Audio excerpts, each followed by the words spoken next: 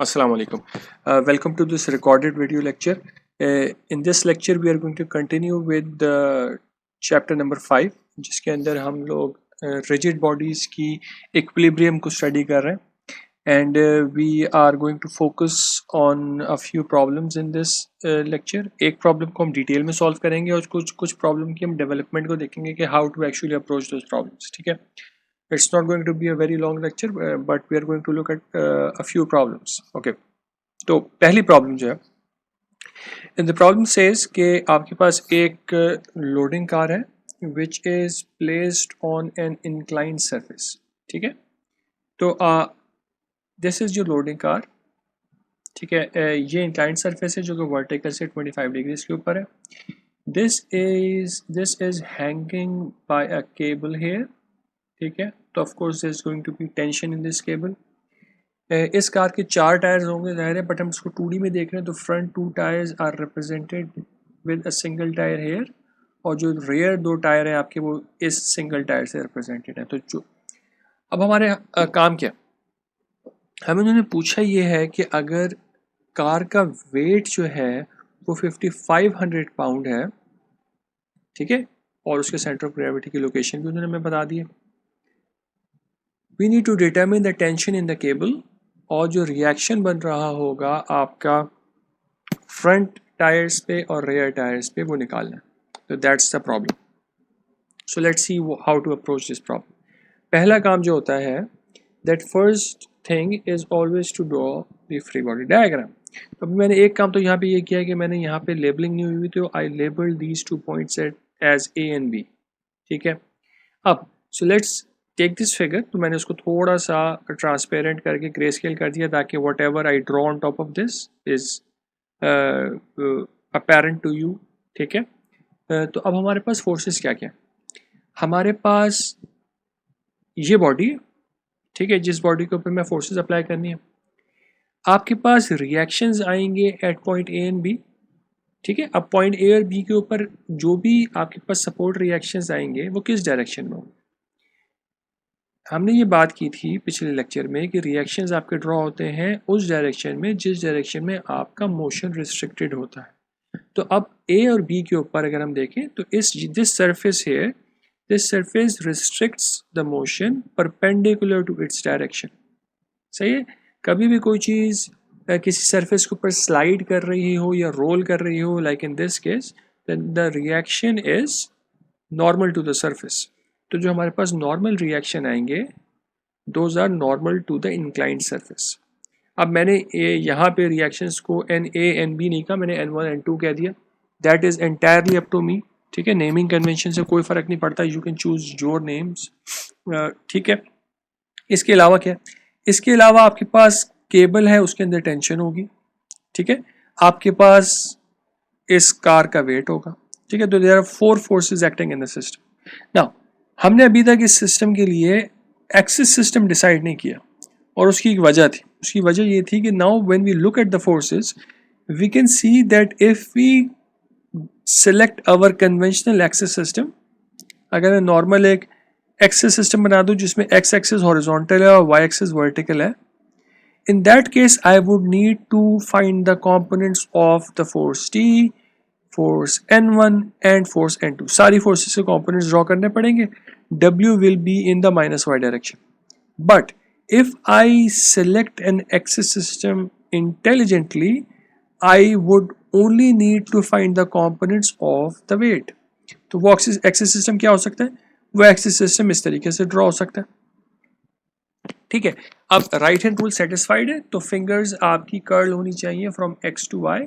ठीक है, तो आपका Z axis points out of the screen right now. सही, अब इसका में फ़ायदा क्या हुआ, अब that's a natural question right, कि हमने एक चीज़ को टिल्ट करके बना दिया, हमें इसका फ़ायदा क्या हो रहा है. इसका फ़ायदा ये हो रहा है कि अब हमारे पास N1 और N2 जो हैं they are in Y direction, T is in minus X direction. W के लिए we can find out the components, तो W के x और y कॉम्पोनेंट्स निकल सकते हैं. ठीक है, एंगल कितना है WX और W के बीच में, that is still the 25 degrees given here. सही, तो वर्टिकल लाइन की डायरेक्शन में आपका वेट W है और इंक्लाइंड सरफेस की डायरेक्शन में आपका WX है. तो दोनों के बीच में जो एंगल आ रहा है that angle is still 25 degrees, right. तो आगे चलते हैं। If we proceed we can then find out the components wx and wi. तो wx become w cos 25, wy becomes w sin 25, ठीक। What else can we do? अगला क्या step होता है? अगला स्टेप हमारे पास हमेशा ये होता है कि हमने समेशन एफ एक्स लिखना है, समेशन एफ वाई लिखना है और समेशन एम लिखना है एट ए सिलेक्टेड पॉइंट। तो अगर हम समेशन एफ एक्स लिखने की कोशिश करें तो we only have two forces in x direction, एक टी है माइनस डायरेक्शन में और डब्ल्यू एक्स है। Do we know W x? We do know W x, तो we directly come to know what is T, right. अब हम summation F I apply कर सकते हैं। एफ आई में हमारे पास n1 है, n2 है और wy है, तो we get equation of n1 plus n2 equals to wy। अब हमें दूसरी इक्वेशन n1 और n2 के लिए निकालने के लिए we need to apply summation m। तो we can apply summation m at any point, we can apply at a, we can apply at b। So if we apply summation m at a, what do we get? We get summation m equals to a and the forces that are causing the movement at a, t एक moment produce करेगा, n1 कोई moment produce नहीं करेगी because n1 passes through a, n2 is going to cause a moment, wx and wy are going to cause a moment, ठीक है। तो t is going to rotate, is जो t की tendency है ना to rotate about point a, that is anti clockwise, सही है ना। तो t का मोमेंट इज पॉजिटिव, n2 की टेंडेंसी भी एंटी क्लॉकवाइज है, that is also positive, wy की टेंडेंसी इज क्लॉकवाइज और wx की टेंडेंसी भी is clockwise, so these two are also negative, सही है। तो अब दो पॉजिटिव है, दो नेगेटिव है, एक अननोन है सिस्टम के अंदर that is n2, we can find out n2, सही है। n2 निकल के आ गया। अब n2 निकल के आ गया तो we can just plug in n2 here and we can find out n1, ठीक है। But sometimes you would find not in this case particularly, but in some cases you would find that it is easier for us to just apply summation m at a different point. उसका हमें फ़ायदा क्या होता? अगर let's say कि यहाँ पे कोई बहुत कॉम्प्लिकेटेड इक्वेशन फॉर्म हो रही होती, मैंने समेशन एम ए किया तो मेरे पास n2 निकल के आ गया। अगर मैं समेशन एम बी करूँगा तो मेरे पास n1 भी निकल के आ सकता है, तो we can try and do that. तो हमने समेशन एम बी किया, you will need to work out कि हमारे पास किस तरीके से कॉम्पोनेंट्स आ रहे हैं। n1 is trying to rotate in the clockwise direction about this thing, ठीक है।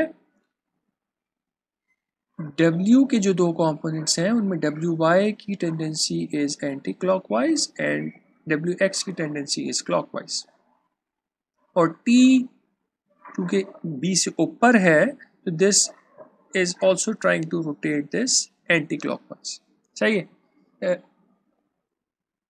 So we can find out what is N1 and N1 turns out to be 562 pounds. You could have just found this out from summation fy as well, वो भी चल जाता, but I just wanted to show you कि it is possible that sometimes you apply two different moment equations in the same problem. तो इस case में आपको summation fy की ज़रूरत नहीं पड़ती, ठीक है।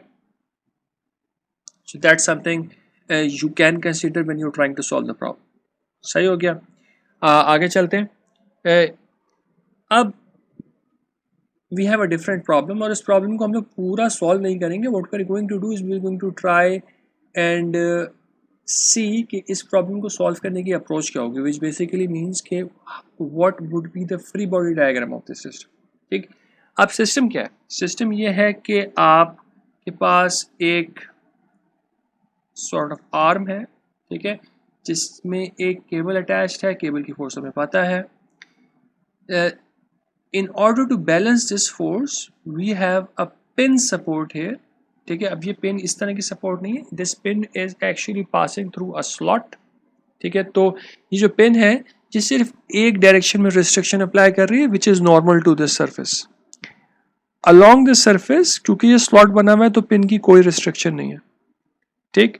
तो यहाँ पे you have a conventional pin जो कि दोनों डायरेक्शन में आपके मोशन को रिस्ट्रिक्ट कर रही होती है, ठीक। तो अगर हम इसकी फ्री बॉडी डायग्राम देखेंगे तो हमारी फ्री बॉडी डायग्राम के अंदर A x A y, because at point A आपका मोशन कंप्लीटली रिस्ट्रिक्टेड है in translation, only rotation is allowed, ठीक है।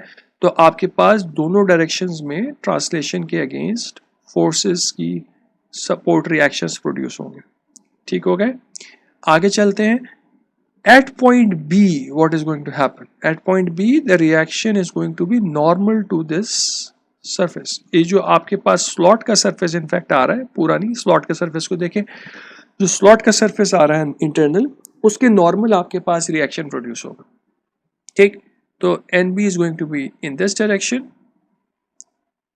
अपवर्ड होगा डाउनवर्ड होगा doesn't really matter, that is going to auto correct, ठीक है। But we can see that if F is acting downward, then NB needs to act upward. Makes sense. तीसरी force आपकी वही जो गिवन फोर्स F है, तो that is something we know, ठीक हो गया।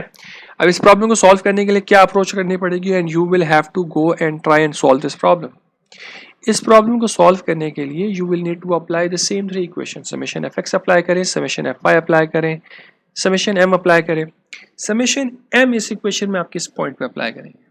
पॉइंट आपने ऐसा सेलेक्ट करना है जिस पे मैक्सिमम अननोन्स मोमेंट की इक्वेशन में नहीं आए।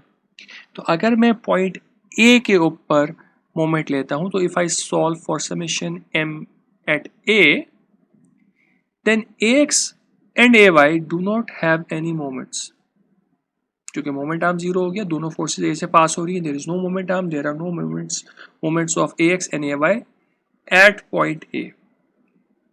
सही है, सिर्फ दो फोर्सेस के मोमेंट्स आएंगे, फोर्स एफ का मोमेंट आएगा, एन बी का मोमेंट आएगा, सही है। एन बी को सॉल्व करने के लिए we don't need to do anything because N B is already normal to the surface, सही। Let me change the colour of this thing, ये सेम कलर हो रहा है,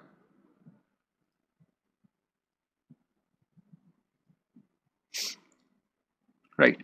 तो we know that N B is already normal to the surface, सही। F normal नहीं है, तो एफ के केस में we will have to find out what are the two components of F. एक कंपोनेंट एफ का अलोंग द बार आएगा, ठीक है। So this one is parallel to the bar and this one is perpendicular to the bar. तो जो component भी parallel to the bar है, this component is not going to produce any moment about A because this parallel force is actually passing through A, सही। तो अगर आप यहां से लाइन को एक्सटेंड करेंगे तो this is going to pass through A, तो कोई मोमेंट आर्म नहीं होगा इस फोर्स का जो पैरेलल में कंपोनेंट आ रहा है।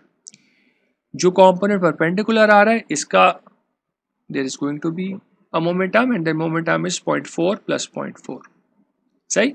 इस प्रॉब्लम को प्लीज अटेम्प्ट कीजिएगा, बहुत सिंपल प्रॉब्लम है।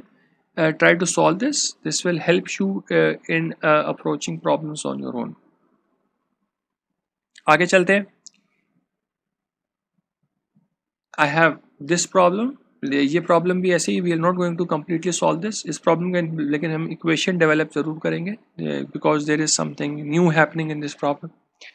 इस प्रॉब्लम के अंदर what we have is we have a platform और हमसे कहा यह जा रहा है कि we want to support a weight of 250 pounds in this platform here, जो ऑरेंज कलर का शो हो रहा है, ठीक है। इसका सेंटर ऑफ ग्रेविटी जो प्लेटफॉर्म का होगा वो एट G2 होगा। ये पूरा जो आपका फ्रेम है इसका अपना centre of gravity is at G1, सही। हमने करना क्या, हमें करना ये है कि देखें, if you just have this thing, the chances are when you put a weight here this thing is going to tip over, सही। यहाँ पे वेट ज़्यादा होगा, इस प्लेटफॉर्म का अपना मोमेंट आर्म बहुत कम है, G1 is very close to this point D, सही। अगर मैं D के अबाउट मोमेंट ले रहा हूँ तो चांसेस आर कि the weight of this structure is not going to be able to balance the weight in this platform, तो हम करते क्या है, we can add counter weights to structure like this. तो this counter weight is only there to balance this weight. हमसे पूछा ये जा रहा है कि what is the minimum weight which I can place at B so that this structure does not tip over. सही. अब इसमें हमें एक अप्रोच लगानी होगी. Solution के point of view that approach is always applicable, so that's the easy part. But you need to understand that whether that thing is physically true or not. सही. तो पहले इनिशियली देखते हैं कि हमने करना क्या. हमारे पास कुछ वेट्स एप्लीकेबल है, तो हम कह रहे हैं कि हम, अच्छा एक चीज यहाँ पे मैंने लिखी कि जब भी ये प्रॉब्लम आएगी ना कि चीज को टिप ओवर हो रही है, तो this is sort of a hint. Whenever you are asked to see whether something is tipping over और not, you will need to look at summation m. और उसकी वजह ये because tipping over essentially means कि चीज rotate होके fall हो. तो rotation is link to the moments. तो अगर हम ये बोल रहे हैं कि चीज टिप ओवर नहीं हो रही, इसका मतलब क्या है? इसका मतलब ये है कि उस चीज़ का समेशन एम इक्वल्स टू 0 है. अगर कोई चीज़ टिप ओवर हो जाएगी तो summation M is then no longer equals to 0. तो summation M is still equal to 0. ठीक, if it is not tipping over. Now अब हमारे पास इसमें क्या क्या है. जब हमारी टिपिंग ओवर डायरेक्शन मैंने शो कर दिए सिर्फ कि अगर यहाँ पे वेट बढ़ जाएगा तो this thing is going to fall in this direction. ठीक, इस सिस्टम में हमारे पास वेट एट बी है, प्लेटफॉर्म का अपना वेट है और लोड का वेट है. ठीक है, आपके पास 2 व्हील्स हैं, ज़्यादा व्हील्स 4 व्हील्स होंगे, 6 व्हील्स हो सकते हैं, बट क्योंकि हम 2D में देख रहे हैं तो इस डायरेक्शन में यहाँ पे पॉइंट डी के ऊपर जितने भी व्हील्स हैं they are being represented by this single wheel. तो डी के ऊपर आपके पास एक नॉर्मल रिएक्शन आ जाएगा. It is going to be in the vertical direction. मैंने इसमें I did not actually make the axis system, so let's make the axis system. So we are calling the reaction dy. So this is the y force at point D. ठीक है, अब हम एक और reaction लिखेंगे. That reaction is going to be at C. ठीक है, और C का जो रिएक्शन है that is going to be Cy. But what you need to understand here that at the moment where this thing is just about to tip over, C point is actually not exerting any force on the ground. अब ये चीज़ जो है, this thing you need to think about this thing is true. ठीक है, कोई भी चीज़ जब बिल्कुल पलटने वाली होती है तो जो एज उसका ज़मीन से उठने लगता है ना, उसका वो कोई फोर्स एक्सर्ट नहीं करता ग्राउंड के ऊपर. ठीक है, जब ये व्हील ग्राउंड के ऊपर कोई फोर्स एक्सर्ट नहीं करेगा तो ग्राउंड इसके ऊपर कोई रिएक्शन अप्लाई नहीं करेगा. तो at the instant where it is just about to tip over, but it is not tipping over but just about to tip over, this wheel C is not going to apply any force on the ground. As a result, the ground is not going to apply any reactions at point C. ठीक है, तो Cy is going to be 0. हमें इस case में करना ये है कि we always need to apply summation m and we are going to take summation m at point D because point D के ऊपर लेने से मेरे पास जो एक अननोन सिस्टम है ना dy वो ख़त्म हो जाएगा. इस क्वेश्चन में हमसे मांगा हुआ है कि मैं कितना काउंटर वेट यहाँ पे लगाऊं मिनिमम कि मेरा सिस्टम 250 पाउंड फोर्स के लिए टिप ओवर ना हो. That's the question. ठीक, तो अगर मैं डी पे मोमेंट ले लूँगा तो मेरे पास दिस बिकम्स 250 पाउंड्स. प्लेटफॉर्म का अपना वेट क्वेश्चन में गिवन है. WB is unknown. 3 फोर्सेज रह गई हैं सिस्टम के अंदर. Cy is 0. इन तीनों फोर्सेज के मोमेंट्स आ जाएंगे. ठीक है, the moment is 0 because the system is not tipping over. ठीक है, सिस्टम अभी भी स्टैटिक है. Only unknown is WB. ठीक, काउंटर क्लॉकवाइज की कंडीशन देख लेते हैं. डी के about WB tends to rotate anti clockwise, so it's positive. Similarly D is also to the left and acting down, ठीक है, तो लेफ्ट साइड पे नीचे की तरफ जा रहा है, तो this is also trying to rotate anti clockwise, सही। WL is to the right and acting down, तो this thing is trying to rotate in the clockwise direction. WL की बात कर रहा हूँ, WL को अगर मैं इधर लेके आऊँ and I try to turn this about D, this is clockwise. अगर मैं WB को D के अराउंड लेके जाऊँ तो this is going to take a turn in the anti clockwise direction, सही। तो उसके हिसाब से हमने प्लस और माइनस साइन लगा दिए। The only unknown is WB, WP भी पता है, WL भी पता है, just go ahead and solve this thing. Answer book के अंदर अवेलेबल होगा, you will be able to verify whether you got the correct answer or not, ठीक। ये देखिए आखिरी सवाल है, विल स्टॉप आफ्टर दिस, ठीक। आपके पास एक टो ट्रक है, tow truck is trying to pull something, ठीक है, तो जो इसकी टोइंग केबल है इसके अंदर जो टेंशन डेवलप हुई है that is 6 kilo Newton's, the angle theta is 60 degrees, सही। अगर ये टो ट्रक फॉरवर्ड मूव कर रहा है इसका मतलब है कि इसका ये टायर स्लिप नहीं कर रहा होगा, you understand right. if there is a car and it is pulling on something, और अगर उसके टायर में sufficient grip नहीं होगी तो उसका व्हील यहाँ पे स्पिन करना शुरू हो जाए। तो if it is not spinning then that means कि यहाँ पे कोई फोर्स है, इसको हम फ्रिक्शन की फोर्स कहते हैं, this force F is the friction force which is stopping the wheel from spinning. We don't know how much this force is, so this friction force is actually unknown, ठीक। और क्या क्या चीजें हैं हमारे पास इसमें जो अननोन है, आपके पास टायर है, जाहिर है दो टायर आगे हैं which are being represented with this single tyre at A, दो टायर पीछे हैं which is being represented by this single tyre at B, ठीक। तो अब हमारे पास क्या क्या फोर्सेस है, आपके पास एक फोर्स टी है, फोर्स टी एक एंगल के ऊपर है, तो अगर हम अपना एक्सिस सिस्टम स्टैंडर्ड एज्यूम कर लें एक्स और Y, then we can find out the x and y components of t. Theta हमें पता है, t का मैग्नीट्यूड भी हमें पता है, we can find out what is tx, what is ty, सही है। और एक हमारे पास फोर्स हो गई फ्रिक्शन की, और हमारे पास ट्रक का अपना वेट आ गया, the weight is also given, उन्होंने हमें 4 मेगाग्राम्स बोला हुआ है, 4 मेगाग्राम्स इज 4000 kg, ठीक है। तो wait becomes 4000 kg multiplied by 9.81 meters per second square which is Newton, ठीक है, ये हो जाएगा। फिर we have reactions, support reactions at the tires, और support reactions are normal to the surface because ये दोनों टायर जो है सिर्फ वर्टिकल डायरेक्शन में मोशन को रिस्ट्रिक्ट कर रहे हैं, हॉरिजॉन्टल डायरेक्शन में मोशन को रिस्ट्रिक्ट नहीं कर रहे, तो सिर्फ वर्टिकल रिएक्शंस आ रहे हैं। We now have our system, हमारे पास कितने अननोन है, we have 3 unknowns in the system, ठीक है, NA, NB and F, we can solve for these, ठीक है, तीनों के लिए सॉल्व कर लें।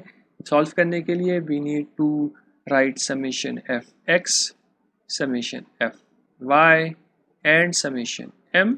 summation M लिखना है तो समेशन m की मेरी रिकमेंडेशन है take the moment at either a or b। जब आप a पे ले लोगे तो na का कोई रिएक्शन मोमेंट प्रोड्यूस नहीं होगा, ठीक है, तो you are going to only have nb in the system. Moment की इक्वेशन से आप nb निकाल सकते हैं। सेम चीज आप कर सकते हैं मोमेंट एट b के साथ भी, अगर आप मोमेंट ले लेते हैं b के ऊपर तो nb का कोई मोमेंट नहीं होगा, you are going to find the moment of na or na निकल के आ जाएगा। बाय द वे फ्रिक्शन का भी कोई मोमेंट नहीं होगा, क्यों नहीं होगा फ्रिक्शन का moment, because the friction force is on the surface, ठीक है। तो अगर आप सरफेस के ऊपर मोमेंट ले रहे हैं तो फ्रिक्शन फोर्स का कोई मोमेंट आर्म नहीं होता, friction force is passing through point A and B. तो चाहे आप समेशन एम ए लें या फिर समेशन एम बी लें, friction force does not have a moment, ठीक। तो this problem is done. Final जो हमने एक चीज़ करनी है ना, वो this is not even a problem, मैं सिर्फ आपको एक पॉइंट बताना चाह रहा हूँ, और वो पॉइंट ये है कि this is this contact here does not seem like a very intuitive contact कि इस कॉन्टैक्ट के ऊपर क्या हो रहा होगा, क्योंकि उसमें कोई प्रॉपर स्लाइडिंग के लिए आपके पास स्मूथ बार नहीं है जो कि स्लाइड हो रहा है, या फिर कोई रोलर नहीं है जो कि इसके ऊपर रोल हो रहा है. तो how is going what is going to be the reaction at this point B. तो अगर हम इसको देखें तो हमारे पास जो रिएक्शन आ रहे होंगे, एक तो फोर्स हमारे पास बी पी पे आ गई which is this force, given force थी.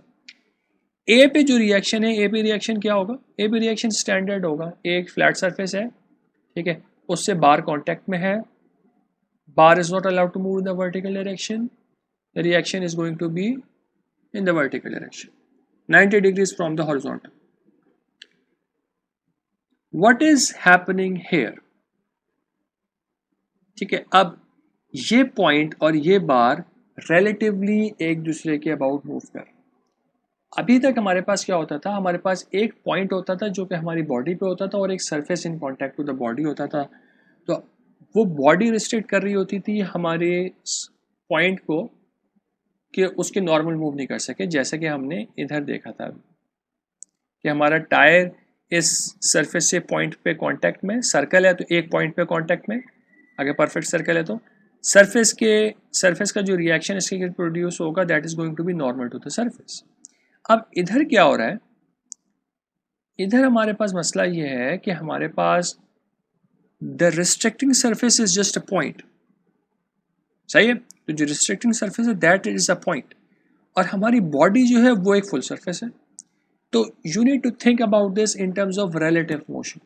तो दिस पॉइंट जो एक पॉइंट है और ये सरफेस जो हमारी बार का है, they are moving relative to each other, and relative to each other they are only allowed to move along this surface. सही है, अगर मैं इस बार को मूव करूंगा तो the bar can only slide in the direction of the bar. ठीक है, आप बार को नीचे की तरफ मूव नहीं कर सकते. बार को आप पुश करेंगे, बार अपनी डायरेक्शन में ही ऊपर की तरफ मूव होगा. बार रोटेट हो सकता है but the translation is going to be only along the length of the bar. ठीक, इस चीज को थोड़ा सा सोचिएगा. If you don't get this point ask me in the next class, इसको थोड़ा सा और डिस्कस कर लेंगे ना.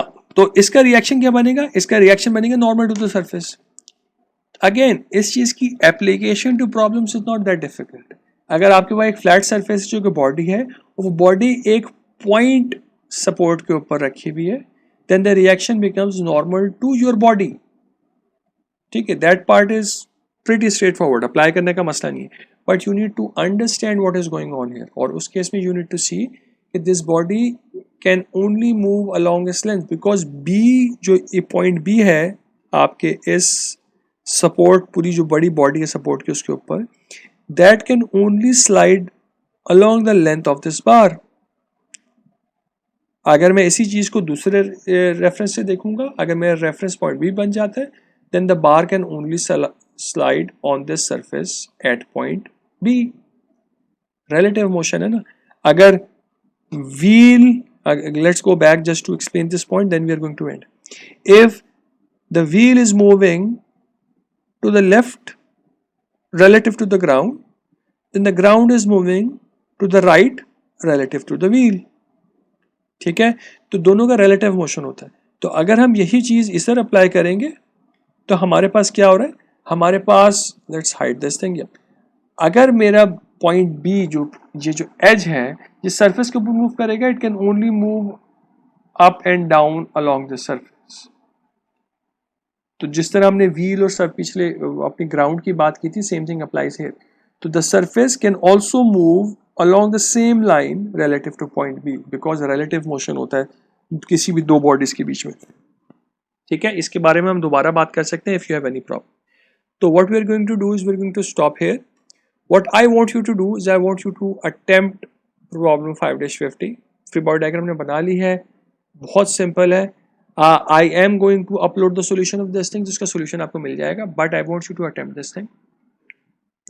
इससे पहले हमने एक प्रॉब्लम की 5-40, उसका हमने इनफैक्ट इक्वेशन तक बना ली. Just solve this thing to get the answer. Just check whether you get the counter clockwise and clockwise moments. उसके अलावा क्या किया हमने? हमने